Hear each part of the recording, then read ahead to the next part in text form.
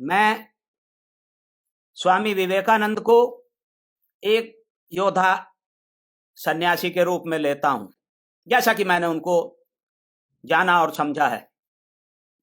स्वामी विवेकानंद आधुनिक भारत के धर्म क्षेत्र के उन शिखर पुरुषों और समाज सुधारकों में से एक हैं, जो न केवल धर्म की सत्यमयी व्याख्या करने के लिए जाने गए, जिन्होंने धर्म और अध्यात्म की मूल भावना को निरपेक्षतः बिना किसी भेदभाव के सजातियों के समक्ष रखा और वांछित सामाजिक सुधारों के लिए जीवन भर कार्य किया, अपितु धर्म भूमि हिंदुस्तान के आध्यात्मिक विश्व गुरु के रूप में इसके गौरव और इसकी प्रतिष्ठा का परिचय भी सारे संसार को दिया।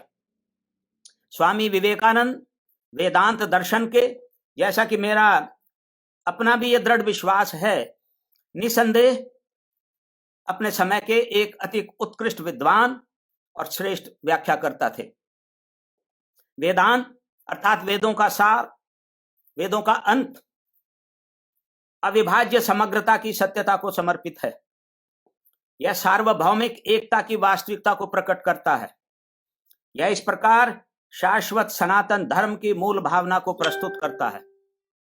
वेदांत अंततः, जैसा कि मैंने इस दर्शन की समस्त शाखाओं के अध्ययन से स्वयं समझा है, एक परम सत्ता, परमात्मा, परमेश्वर, ईश्वर अथवा ब्रह्म, जो अंतिम सत्य भी है, स्वयं जो अविभाज्य समग्रता है, सार्वभौमिक यानी दृश्य अदृश्य ब्रह्मांडीय एकता का प्रतीक और आधार है, कि यथार्थ को ही सृष्टि के सर्वश्रेष्ठ प्राणी अर्थात मनुष्य के सामने प्रस्तुत करता है। एक उच्च कोटि के वैदांतिक विद्वान और दार्शनिक के रूप में स्वामी विवेकानंद के अति साधारण और स्पष्ट शब्दों में भी मैं उनको उद्धृत करता हूं। वो कहते हैं, यदि आप एक मछुआरे को वेदांत का ज्ञान देते हैं तो ये कहेगा कि मैं भी आपकी ही भांति एक अच्छा मनुष्य हूं। मैं मछुआरा हूं, आप एक दार्शनिक हैं, ये सत्य है, लेकिन मेरे भीतर भी वही परमात्मा है जो आप में है। तो ये सत्यता स्वयं सामने आ जाती। अविभाज्य समग्रता केंद्रित संपूर्ण जगत एकता, प्राथमिकता से मानव समानता वेदांत दर्शन का मूल आधार है। स्वामी विवेकानंद ने उल्लिखित यानी जिसका मैंने अभी उल्लेख किया, बात को इन शब्दों के साथ आगे बढ़ाते हुए इसीलिए स्वीकार किया, और हम ये चाहते हैं किसी के लिए कोई विशेष अधिकार नहीं, अपितु सबके लिए समान अवसर हों। प्रत्येक को यह बताया जाए कि दिव्य सबके भीतर विद्यमान है और प्रत्येक अपने कल्याण, अपने चहुमुखी विकास के लिए स्वयं तैयारी करेगा, और वो सब है, इसमें सक्षम है। स्वामी विवेकानंद को भारतीय होने पर गर्व था। हिंदुस्तान धर्म भूमि है, यह शाश्वत सनातन धर्म का, जो अपने मूल स्वरूप में किसी भी प्रकार के भेदभाव के बिना सर्व कल्याण को समर्पित है, उद्गम स्थान और केंद्र है। देश का साधारण जन, शीलवान हमारी महिलाएं और पुरुष सनातन धर्म के अनुयायी हैं। शाश्वत सनातन मूल्यों को आगे बढ़ाने वाले हैं। भारत ने ही सर्वप्रथम संसार को हजारों वर्ष पूर्व सनातन धर्म के मूल आधारों को केंद्र में रखते हुए संसार का अध्यात्म से परिचय कराया। महान धर्म एवं अध्यात्म गुरुओं ने दिव्यात्मा को केंद्र में रखकर मनुष्य की मूल प्रकृति अर्थात उसके ईश्वरीय प्रतिमा होने का सत्यमय ज्ञान दिया, उसमें विद्यमान दिव्यता को प्रकट किया। यह विश्व को भारत की न केवल अभूतपूर्व देन थी, अपितु संसार को उस सार्वभौमिक सत्यता का बोध कराना भी था, जो त्याग और सेवा के बल पर, जो स्वयं धर्म के दो श्रेष्ठ माध्यम हैं, उसके कल्याण और मुक्ति का मार्ग प्रशस्त कर सकती हैं, और आज भी कर सकती हैं और तब भी कर सकती थी। इसलिए स्वामी विवेकानंद भारत भूमि को अति पवित्र भी मानते थे। हिंदुस्तान का धर्म भूमि होना, सनातन हिंदू धर्म का उद्गम स्थान और केंद्र होना, यहाँ के शुद्ध हृदय और निष्पाप आम जन का धर्म पालक होना एवं इस धर्म भूमि पर उनका जन्म लेना, इस प्रकार एक भारतीय होना स्वामी विवेकानंद के गर्व का प्रमुख विषय था, प्रमुख कारण था।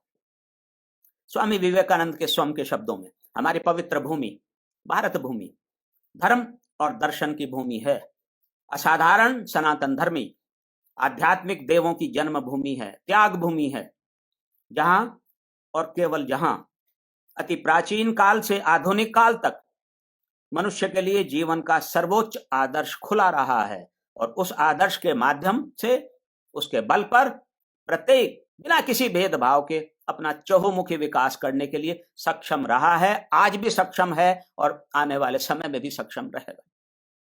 संकीर्ण दृष्टिकोण आधारित स्थापित रीतियों, व्यक्तिगत विशेष समूह या समुदाय की स्वार्थ सिद्धि के लिए मानव निर्मित नियमों और प्रथाओं और सजातियों में कृत्रिम भेदभाव को अस्वीकार कर एक स्वर के साथ संपूर्ण सामंजस्य की स्थिति में एक समान उद्देश्य की प्राप्ति के लिए एक ही मार्ग पर सबके साथ साथ आगे बढ़ने का आह्वान करने वाला, समग्र अविभाज्य आधारित सार्वभौमिक एकता के शाश्वत सिद्धांत पर विकसित विशुद्धतः सर्वहित, सर्व कल्याण और सर्वोद्धार को समर्पित सनातन हिंदू धर्म स्वामी विवेकानंद की दृष्टि में सार्वलौकिक धर्म है। और हो भी क्यों नहीं।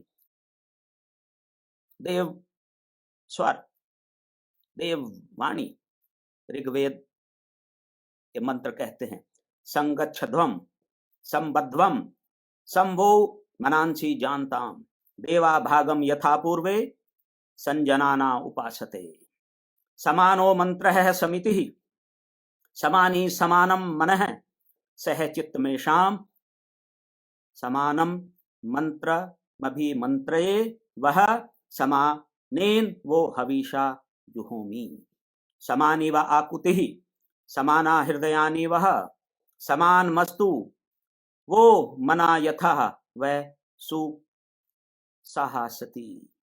हम साथ साथ चलें, हम एक साथ बोलें, हमारे मन एक हों, हमारा लक्ष्य एक हो, हम सभी एक सी बात कहें, हमारे सोचने विचारने में समानता हो, हमारा उद्देश्य एक हो और हमारी भावनाएं सुसंगत हो, हमारे विचार एकत्रित हों और यह सब एक के और सर्व के बिना किसी भेदभाव के कल्याण को समर्पित हो।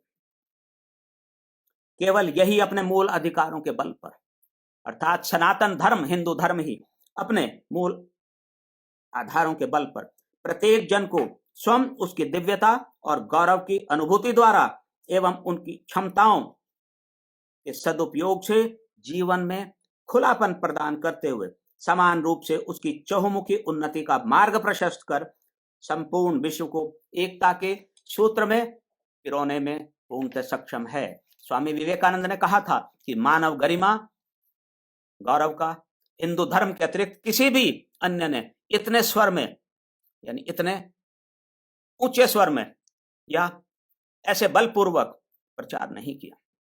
सनातन हिंदू धर्म की मूल भावना अविभाज्य समग्रता और सार्वभौमिक एकता की वेदांत की प्रतिबद्धता के अनुरूप इसके प्रचार प्रसार के लिए एक योद्धा सन्यासी के रूप में स्वामी विवेकानंद स्वयं जीवन भर प्रयत्नशील रहे। स्वाभाविक मानव एकता और समानता के यथार्थ से भारत के साथ ही विश्व भर को वे परिचित कराते रहे। मानव का व्यवहारों में समानता और एकता को अंगीकार करने का वे जीवन भर आह्वान करते रहे।